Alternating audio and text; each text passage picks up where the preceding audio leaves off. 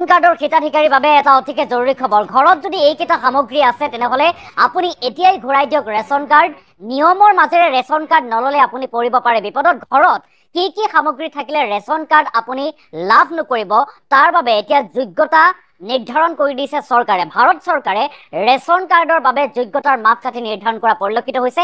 যদিহে আপোনাৰ ঘৰত এইসমূহ সামগ্ৰী আছে তেনেহ'লে আপুনি ৰেচন কাৰ্ডৰ বাবে যোগ্য বিবেচিত নহ'ব। আৰু কি কি বস্তু লাগিব, কি কি বস্তু থাকিব নালাগিব আমি সবিস্তাৰে খবৰটো লৈ অহাৰ চেষ্টা কৰিম। এটা অতিকে গুৰুত্বপূৰ্ণ খবৰ, ডাঙৰ খবৰ। ৰাজ্যৰ লাখ লাখ ৰেচন কাৰ্ডৰ হিতাধিকাৰীৰ বাবে এই জৰুৰী খবৰটো আমি লৈ অহাৰ চেষ্টা কৰিছো। যোগ্যতাৰ মাপকাঠি নিৰ্ধাৰণ কৰিছে চৰকাৰে। ঘৰত যদি এইকেইটা সামগ্ৰী আছে তেনেহ'লে এতিয়াই শীঘ্ৰেই আপুনি ঘূৰাই দিয়ক ৰেচন কাৰ্ড। নিয়মৰ মাজেৰে ৰেচন কাৰ্ড নল'লে আপুনি পৰিব পাৰে বিপদত। যদিহে আপুনি নিয়মৰ মাজেৰে ৰেচন কাৰ্ড লোৱা নাই তেনেহ'লে আপুনি বিপদত পৰিব পাৰে। ঘৰত কি কি সামগ্ৰী থাকিলে ৰেচন কাৰ্ড লাভ কৰিব সেই কথা নিৰ্ধাৰণ কৰিছে এতিয়া চৰকাৰে। আৰু ভাৰত চৰকাৰে ৰেচন কাৰ্ড লাভৰ বাবে যোগ্যতাৰ মাপকাঠি নিৰ্ধাৰণ কৰা পৰিলক্ষিত হৈছে। যদিহে আপোনাৰ ঘৰত এইসমূহ সামগ্ৰী আছে সেই সামগ্ৰীসমূহ আমি জনাবলৈ চেষ্টা কৰিম যে 100 বৰ্গ মিটাৰতকৈ অধিক মাটি থাকিলে নাপাব ৰেচন কাৰ্ড। প্ৰথমটো, আৰু তাৰ পাছত ঘৰত যদি 4চকীয়া গাড়ী আছে তেনেহ'লে আপুনি ৰেচন কাৰ্ডৰ সুবিধাৰ পৰা বঞ্চিত হ'ব। 4চকীয়া বাহন থাকিলে নাপাব ৰেচন কাৰ্ড। ঘৰত যদি ফ্ৰিজ বা এয়াৰ কণ্ডিশ্যনাৰ থাকিলেও যোগ্য বিবেচিত নহ'ব ৰেচন কাৰ্ডৰ বাবে। আৰু পৰিয়ালত যদি কাৰোবাৰ চৰকাৰী চাকৰি আছে তেনেহ'লে ৰেচন কাৰ্ড নাপাব বুলি জনাইছে ভাৰত চৰকাৰে। ৰেচন কাৰ্ডক লৈ যোগ্যতাৰ মাপকাঠি নিৰ্ধাৰণ কৰিছে। পৰিয়ালটোৰ বাৰ্ষিক আয় গাঁৱত 2 লাখ আৰু চহৰত 3 লাখ টকাতকৈ কম হ'ব লাগিব। আৰু যদি পৰিয়ালটোৰ আয়ে এই সীমা অতিক্ৰম কৰে তেন্তে নাপাব ৰেচন কাৰ্ডৰ সুবিধা। এটা অতিকে জৰুৰী খবৰ, ডাঙৰ খবৰ জনাইছো। ভুল নথি দি ৰেচন কাৰ্ডৰ সুবিধা আদায় কৰা সকল এতিয়াৰে পৰা সাৱধান হওক। আৰু প্ৰবঞ্চনাৰে ৰেচন কাৰ্ড লাভ কৰা লোকক চিনাক্ত কৰিছে ভাৰত চৰকাৰে। ভাৰত চৰকাৰে যোগ্যতা মাপকাঠি নিৰ্ধাৰণ কৰি প্ৰবঞ্চনাৰে যিসকলে লৈছে তেখেতসকলৰ বিৰুদ্ধে তদন্ত আৰম্ভ কৰিছে। এফালে ৰাজ্যতো ওলাইছে লাখে লাখে ভুৱা ৰেচন কাৰ্ড। আৰু ৰাজ্যত 40 লাখ ভুৱা ৰেচন কাৰ্ড বিচাৰি উলিয়াইছে ৰাজ্য চৰকাৰে, অসম চৰকাৰে। এটা ডাঙৰ খবৰ এই মুহূৰ্তত জনাইছো।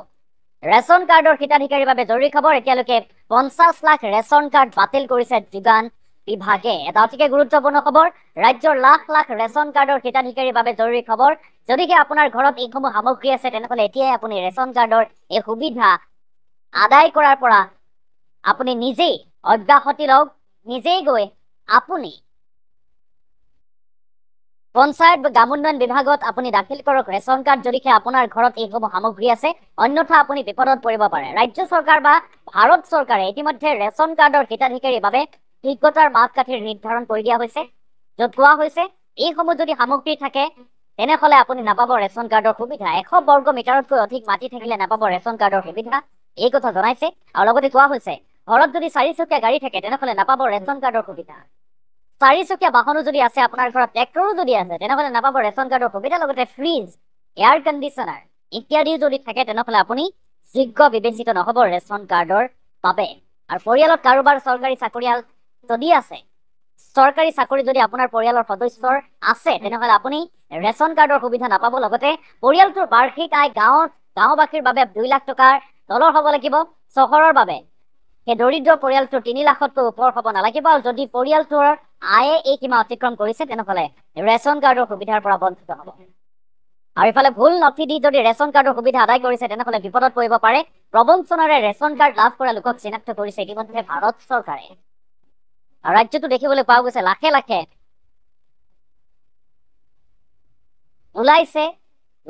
ওলাইছে ভুৱা ৰেচন কাৰ্ড। ৰাজ্যৰ লাখ লাখ ৰেচন কাৰ্ডৰ হিতাধিকাৰীৰ বাবে এই জৰুৰী খবৰটো আমি জনাইছো। ৰাজ্যত দেখিবলৈ পোৱা গৈছে 50 লাখৰো অধিক ৰেচন কাৰ্ড, ভুৱা ৰেচন কাৰ্ড উলিয়াইছে ৰাজ্য চৰকাৰে। আৰু ঘৰত কি কি বস্তু থাকিলে নাপাব ৰেচন কাৰ্ডৰ সুবিধা আমি ইতিমধ্যে উল্লেখ কৰিছো। এইসমূহ সামগ্ৰী যদি আপোনাৰ ঘৰত আছে তেনেহ'লে নিয়মৰ মাজেৰে আপুনি ৰেচন কাৰ্ড ল'ব লাগিব। নিয়মৰ বাহিৰত যদি আপুনি ৰেচন কাৰ্ড ল'বলৈ গৈছে তেনেহ'লে আপুনি যোগ্য বিবেচিত নহ'ব আৰু আপোনাৰ বিপদ আহিব পাৰে। ভাৰত চৰকাৰে ৰেচন কাৰ্ড লাভৰ বাবে যোগ্যতাৰ মাপকাঠি ইতিমধ্যে নিৰ্ধাৰণ কৰা পৰিলক্ষিত হৈছে। এইসমূহ সামগ্ৰী যদি ঘৰত আছে বা আপোনাৰ 100 বৰ্গ মিটাৰতকৈ অধিক যদি মাটি আছে তেনেহ'লে আপুনি ৰেচন কাৰ্ডৰ পৰা বঞ্চিত হ'ব। লগতে 4চকীয়া গাড়ী বাহন যদি আছে, কেৱল ইমানেই নহয়, ঘৰত যদি AC আছে, এয়াৰ কণ্ডিশ্যনাৰ আছে, ফ্ৰিজ আছে, ইত্যাদি যিবোৰ সামগ্ৰী আছে, এইসমূহ যদি সামগ্ৰী আছে তেনেহ'লে আপুনি ৰেচন কাৰ্ডৰ সুবিধাৰ পৰা বঞ্চিত হ'ব পাৰে। আৰু ৰেচন কাৰ্ডক লৈ চৰকাৰে যোগ্যতাৰ মাপকাঠি নিৰ্ধাৰণ কৰা পৰিলক্ষিত হৈছে। গতিকে আপুনি যদি এইসমূহ সীমা অতিক্ৰম কৰি নিয়মৰ বাহিৰত গৈ যদি আপুনি লাভ কৰিছে ৰেচন কাৰ্ড বা আদায় কৰি আহিছে এই সুবিধা, তেনেহ'লে আপোনাৰ বিপদ আহিব পাৰে। ভাৰত চৰকাৰে বা অসম চৰকাৰে এই সন্দৰ্ভত পদক্ষেপ হাতত লৈছে। ইতিমধ্যে ৰাজ্যত 40 লাখ ভুৱা ৰেচন কাৰ্ড উলিয়াইছে।